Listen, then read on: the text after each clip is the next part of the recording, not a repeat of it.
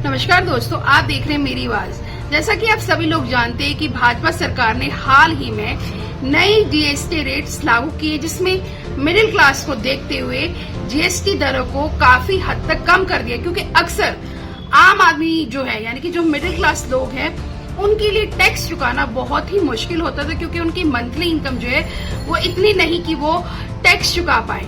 लेकिन अब जो भाजपा सरकार ने नई जीएसटी दरें लागू की है, उसमें लगभग 13% की कटौती भाजपा सरकार ने की। यानी कि अब जो मिडिल क्लास के लिए डेली यूज के प्रोडक्ट्स हैं, उसमें आपको जो है सिर्फ 5% का जो है वो टैक्स देना होगा। और कई प्रोडक्ट तो ऐसे हैं जिस पर आपको 0% भी टैक्स नहीं देना पड़ेगा। लेकिन जो हानिकारक प्रोडक्ट है, जैसे कि बीड़ी, तंबाकू, सिगरेट और अन्य हानिकारक जो प्रोडक्ट है हमारी हेल्थ के लिए, उस पर भाजपा सरकार ने जो जीएसटी दरें हैं उसके रेट लगभग 40% कर दिए, ताकि लोग इस चीज का सेवन कम करें। लेकिन जो डेली के प्रोडक्ट्स है, जैसे कि दूध, दही, पनीर और अमूल का जो बटर हुआ, मदर डेयरी के जो प्रोडक्ट है, वो उस पर जो है जीएसटी दरें वो काफी हद तक कम हो गई। अगर मैं दूध की बात करूं तो उस पे 5% जो है आपको टैक्स देना पड़ेगा, और कई जगहों पर ये 0% भी आपको जो है जीएसटी पे करनी पड़ सकती है। लेकिन अगर हम पनीर की बात करें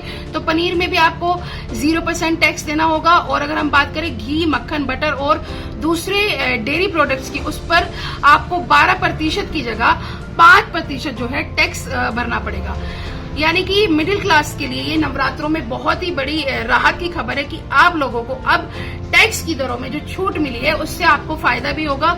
और जितने लोगों को शिकायत थी देश के लोगों को कि जब से भाजपा सत्ता में आई है तब से जो टैक्स है वो बहुत ज्यादा हाई लेवल का है, लेकिन अब सरकार ने ये जो सुधार किया है जीएसटी दरों को लेकर, यानी कि और भी कई इलेक्ट्रॉनिक्स प्रोडक्ट्स है।